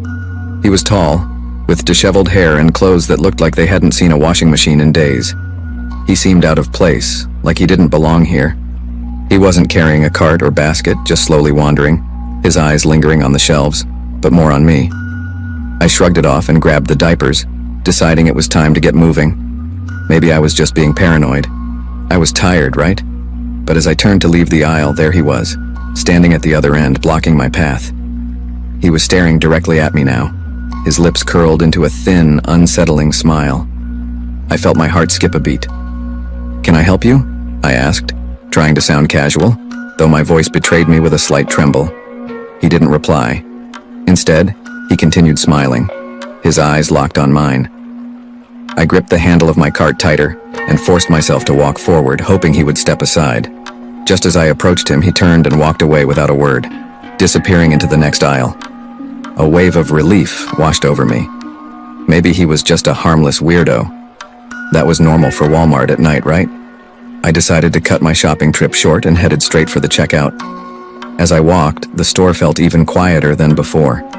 The aisles were deserted, and the overhead speakers played some soft, unrecognizable tune. I tried to shake the feeling of unease creeping up my spine. The sooner I got out, the better. I rounded a corner and stopped dead in my tracks. The man was there again, this time in the electronics aisle. He was standing by the TVs pretending to browse, but I knew he wasn't interested in any of them. His eyes were once again fixed on me. My palms grew sweaty, and a pit formed in my stomach. I quickly turned around and headed in the opposite direction. But as I pushed my cart, I could hear faint footsteps trailing me from behind. Panic surged through me. I picked up my pace, nearly breaking into a jog as I made my way to the front of the store. My heart pounded in my chest as the checkout lines came into view. I saw a young cashier, the only one working at this hour, and hurried toward her. "Is everything okay?" she asked, noticing the panic on my face as I began placing the diapers and a few snacks onto the counter. "Yeah," I mumbled, glancing over my shoulder. The man was nowhere in sight. Maybe I was imagining things. Maybe he'd left. I tried to convince myself I was overreacting. The cashier rang up my items and I fumbled with my wallet, my hand shaking as she bagged the diapers. I felt a presence behind me again. My stomach dropped. I didn't need to turn around to know who it was. "Excuse me, ma'am," a deep voice said from behind me. I froze. The cashier looked just as startled as I was. But before I could say anything, the man stepped closer. "You dropped this," he said, holding out a piece of paper. I glanced at the paper and back at him. It was just a receipt, one that definitely wasn't mine. My mind raced as I searched for the right words, but before I could respond, the man leaned in, his breath hot on my neck. "You shouldn't shop alone at night," he whispered. "You never know who's out there." My body went cold. The cashier's eyes widened, but she didn't say anything. She just stood there as shocked as I was. I grabbed my bags without saying a word and bolted for the exit. The automatic doors slid open as I rushed to my car, throwing my bags into the back seat and locking the doors as fast as I could. I sat in the driver's seat, my hands trembling as I fumbled to start the engine. I could see the man standing just outside the store, watching me. His grin was wider now, almost predatory. My breath came in short gasps as I finally turned the key and reversed out of the parking spot. As I drove away, I kept checking my rearview mirror, half expecting to see him following me, but the parking lot remained empty, save for a few parked cars and the faint glow of the Walmart sign behind me. I sped home, my heart still racing. When I finally pulled into the driveway, I locked the doors and ran inside, feeling the safety of my home wash over me. I collapsed onto the couch, trying to calm my nerves. That night, I couldn't sleep. Every creak, every shadow in my house felt like him, lurking, waiting. I knew it was irrational, but the fear had taken hold. Even the next day, the memory of his smile haunted me. I haven't been back to that Walmart since. Now, every time I hear footsteps behind me in a store, I can't help but look over my shoulder, afraid that one day the lurker from aisle 14 will return. A year ago, I worked at a local supermarket, one of those places that stays open all night, catering to late shoppers and night owls.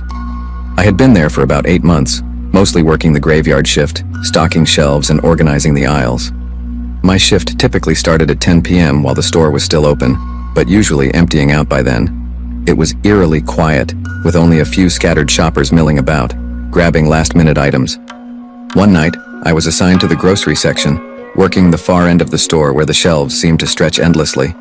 I was alone, with no other employees or customers in sight. The stillness of the store wrapped around me, amplifying the sound of every small noise. As I stocked cans on the lower shelves, I heard the faint shuffling of footsteps. Glancing up, I noticed a man at the far end of the aisle. Something about him immediately set off alarms in my head. He was tall, dressed in an oversized black jacket and wearing a ski mask. It wasn't the coldest time of the year, so it didn't make sense. What was even more peculiar was that the mask still had its price tag attached. Clearly, it was something he had grabbed from one of the store's shelves. For a few seconds, we locked eyes. I felt a twinge of unease. The way he stood there, just staring, was unnerving. I quickly looked back at the cans I was stacking, trying to ignore the odd feeling creeping over me. But I could feel him still standing there, his gaze fixed on me. Seconds passed, maybe even a full minute, and he hadn't moved. The silence between us was unbearable. Then, to my discomfort, he began walking toward me, his footsteps echoing ominously in the empty aisle. He stopped a few feet away and, in a strangely calm voice, asked if I could show him where the beans were. There was something chilling about the request, given how bizarre the situation already was. But I kept my composure, nodded, and told him I'd show him. Without a word, he followed me as I led him 3 aisles over to where we kept the beans. "This is the aisle," I said, motioning to the rows of cans. "We've got all sorts here: baked beans, green beans, kidney beans." He gave a simple, almost robotic, "Thank you," and walked into the aisle to examine the products. I quickly left, returning to my work, but the image of him in that ski mask lingered in my mind. The rest of the night passed without incident. The store closed shortly after that strange interaction, and I assumed the man had left as well. I didn't see him again for the remainder of my shift. By the time I clocked out and drove home, the whole thing was nothing more than a weird, forgettable moment. Or so I thought. I returned to my apartment, feeling the usual exhaustion that comes with working overnight shifts. I collapsed into bed, expecting to sleep through the morning and wake up feeling refreshed. When I finally did wake up, it was mid-afternoon. Groggy, I decided I was hungry and needed something to eat. I pulled on some clothes and headed for the door, but as I opened it, something unexpected stopped me in my tracks. Right in front of my apartment door was a pile of beans, cans of baked beans, green beans, kidney beans, and bags of dry beans, all sitting there like some twisted offering. My heart skipped a beat. I immediately thought of the man in the ski mask from the night before. Was it him? Was this some kind of joke? I crouched down, inspecting the cans. They were the exact brands we stocked at the supermarket. My mind raced. How could this guy know where I lived? I had never seen him before in my life. The rational side of me tried to brush it off as a prank, maybe one of my friends messing with me or even a coincidence. But deep down, I knew better. I contacted a few friends, recounting the bizarre series of events, hoping one of them would confess to pulling a prank. None of them did. In fact, they were just as creeped out as I was when I told them about the man in the ski mask and the pile of beans. For days, I felt uneasy, like I was being watched. I couldn't shake the feeling that the man knew where I lived, that he had followed me home. I never saw him again, but the memory of that night and the beans still haunts me. Was it just a prank, or was there something more sinister going on? I may never know. But one thing's for sure, I haven't been able to look at a can of beans the same way since. I briefly worked as a cashier at Walmart a few years ago. I was there for roughly 3 months, working largely afternoon and nighttime shifts, and was only employed part-time. I was in my early 20s at the time, and still learning how to work in retail. To be honest, it wasn't that horrible for my second job. Usually my shifts lasted 4 to 8 hours, during which I would scan products, speak with customers, and do other tasks. I remember one night in particular quite clearly. At first the evening was rather boring, but it soon became one of the most unsettling events of my life. That evening I worked my regular shift at the check lanes from 4 p.m. to 9 p.m. When my shift started, the store was quite busy, but as the evening wore on, things started to slow down. Although you occasionally get an unpleasant or strange person, the majority of the people that went through my line were kind. To pass the time, I always made an effort to be courteous and engage in small talk. I had a strange experience about an hour into my shift, which I dismissed at the moment, but would come to regret. A man carrying only a few things came into my checkout lane. He was of normal height, perhaps a bit taller than me, around 5 feet 8 inches, since I'm only 5 feet 3 inches. It wasn't unusual for people to tower over me, so there was nothing particularly noteworthy about him. He wore a basic t-shirt, baggy shorts, and had short, chopped dark hair. As I was scanning his items, he glanced at me and asked nonchalantly, "What time do you get off work?" I didn't give the question much thought at first. It felt like just another casual remark, as people often made small conversation. I replied, 9 o'clock, without much thought, and smiled politely, thinking that would be the end of the conversation. But then, with a strange, unnerving smile, he murmured, "See you then," in a way that made me uneasy. At the moment, I believed it to be a simple joke, and he left with his belongings. I ignored the strange sensation his remarks had left behind and continued working. I assumed he was just playing around, especially since there were still a lot of people to check out. After several hours, I had almost forgotten about the odd man. As closing time drew closer, the store was considerably quieter, and I was eager to get home. I happened to look up while I was scanning products for another customer and saw the man strolling past my register once more. Even though he had nothing in his hands, he appeared to be entering the store. This time, he grinned as he passed my register and remarked, "Just a few more minutes, right?" I glanced at the clock. It was 8:55. I was momentarily perplexed. How was he aware that my shift was coming to an end? I forced a smile and said, "Yeah, almost done," but I felt a little uneasy. I turned back to my customer, trying to shake off the strange feeling the man had left behind when he walked off without making a purchase. I was relieved he wasn't lingering near my register anymore. Finally, my shift came to a close. It was 9 p.m., and I was worn out. I gathered my belongings and made my way to the exit after clocking out, eager to put the odd experience behind me. My car was parked close to the far end of the dimly lit parking lot because the lot had been packed when I arrived for work. After I'd only walked a few feet, a tiny red car suddenly pulled up directly in front of me. I looked up in surprise, only to realize that the man from earlier was driving. My heart skipped a beat as he rolled down the window and said, "Get in." At that moment, I knew this wasn't a harmless prank. I hurriedly told him, "No, I can't," and began walking around the rear of his car. He started to back up, trying to block my path. "Come on, get in the car," he said again, and panic set in as I realized this was more serious than I had initially thought. I ran without thinking. I sprinted as quickly as I could toward my car, but the man followed. He drove after me slowly, keeping a close eye on me. My heart pounded as I fumbled for my keys, desperate to get to my car before he could catch up. He parked in the spot next to mine, but I managed to unlock my car door and slip inside. My hands were shaking as I locked the doors. He rolled down his window again, trying to talk to me, but I couldn't hear him over my own fear. Out of desperation, I texted a co-worker, who was still inside the store, asking them to get the manager and explain what was happening. I sat in my car for what felt like hours, too terrified to drive away, fearing he would follow me home. Fortunately, my store manager came out into the parking lot and approached the man's car. The manager threatened to call the police when the man refused to explain what he was doing. Finally, the man drove off. Even after he left, I sat in my car, trying to calm down before I pulled out of the parking lot and headed home. I kept thinking about what could have happened if I hadn't run to my car or if my manager hadn't come to my aid. I worked at Walmart for another month after that, but I never saw the man again. I'm grateful that my manager and coworker were there to support me, even though I still don't know what the man's intentions were. The thought of what could have happened if he had followed me home that night still haunts me. In retrospect, the experience was strange and terrifying. It's a constant reminder to trust your instincts when something doesn't feel right. Even though I've moved on from that work, I can't help but think about that night, because it serves as a terrifying reminder of how easily an apparently routine shift may devolve into something much darker.